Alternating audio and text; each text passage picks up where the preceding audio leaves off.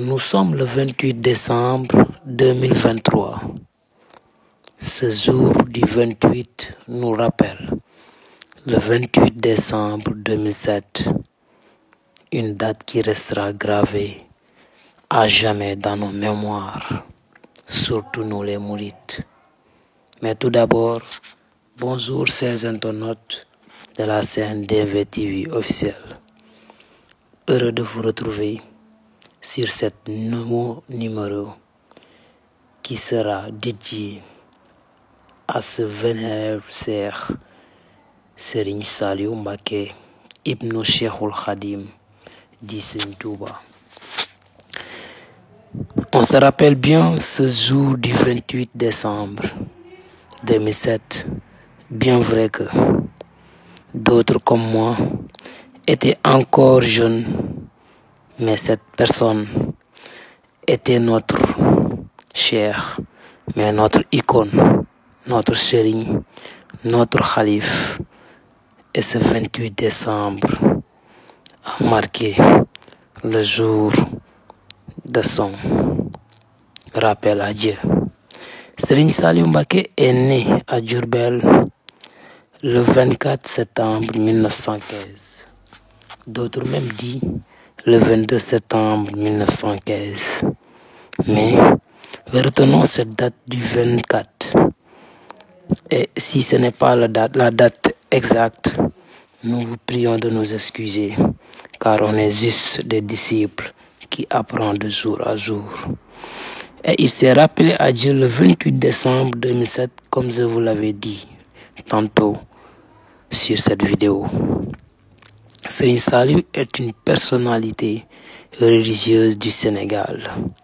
Il est le fils de Cheikh Ahmadou Bamba, Khadimoul Rassoul, le fondateur du mouridisme.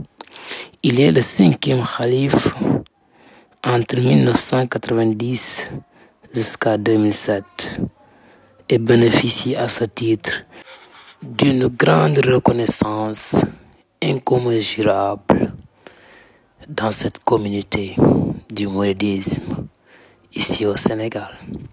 Serigne Saliou Mbacké devient khalife général des mourides suite du décès de son frère Serigne Abdou Khadr Mbacké. Serigne Saliou Mbacké ouvre plusieurs daara où les étudiants suivent une éducation religieuse et travaillent dans les champs éparpillés à travers le pays. Ngot, Ndiapandal, Njurul, Ndoka, etc. Serigne Saliou était un grand producteur. Il a réalisé un énorme projet agricole, plus précisément à Khelcom, sur une surface de 45 000 hectares. C'est énorme. Il reprend de nombreux travaux de rénovation, aussi bien internes qu'externes, de la mosquée et la construction de l'université islamique Al-Azhar qu'avait entamé son frère aîné Serigne Abdoul Ahad Mbacké. Il met en œuvre un plan de viabilisation de terrain d'environ 100 000 parcelles. Serigne Saliou fait améliorer les réseaux d'approvisionnement en électricité et de traitement des eaux de pluie de Touba. Il fait aussi installer un hôpital dans la ville. Serigne Saliou Mbacké est le dernier fils de Cheikh Ahmadou Bamba. Et n'oublions pas, Serigne Saliou Mbacké était une marabout aimée par toutes les communautés ou bien par tous les tarikhas, que ça soit Tidjane, Layen, Niassène, etc. Tout le monde l'adorait parce qu'il avait une sens de l'humanité énorme, une sens de l'humanité qui dépassait même les pensées. Serigne Saliou Mbacké est un homme calme, simple, tolérant, mais aussi accueillant. Serigne Saliou Mbacké adorait les enfants de tout son cœur. Serigne Saliou Mbacké aimait beaucoup beaucoup voir les enfants heureux, libres de faire ce qu'ils veulent. Et ça, tout le monde peut en témoigner. Serigne Saliou Mbacké borom jamono.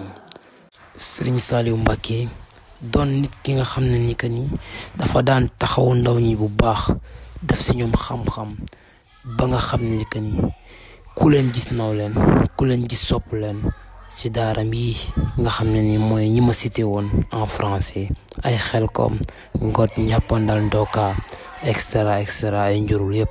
Serigne Saliou Mbacké nag ñëpp a ko bëggoon ñëpp a ko sopp ci biir noonu mënuñoo fàtte kii di taalibam di nga xam ne mooy soxna Momy Kébé ñu koy nuyu au passage di suñu yaay bëgg biñ ko bëgg woon ndaxte Serigne Saliou mën nañ ne lu mu am rek moo ko def te lu mu am aussi moom rek la ko yéene. soxna Momy Kébé bëgg na ko bëgg goo xam ne ni kenn xamul fan la yem kenn mënu koo nattit di ko nuyu au passage comme niñ ko waxee. 28 décembre bii nag saa ñu ci tollee xool yëpp dafay triste xool yëpp dafay vide xool yëpp dafay géey ndaxte jëmloon boo xam ne dafa bokkoon si ñun. jërëjëf sëñ Saliou Mbacké jërëjëf sëñ Saliou Mbacké jërëjëf sëñ Saliou Mbacké kenn amul sa fay. yàlla na yàlla dolli say leer taxaw nga ñu fépp jërëjëf sëñ Saliou Mbacké borom jamono. yàlla nañu yàlla niital suñu yoon ci sa barke amiin.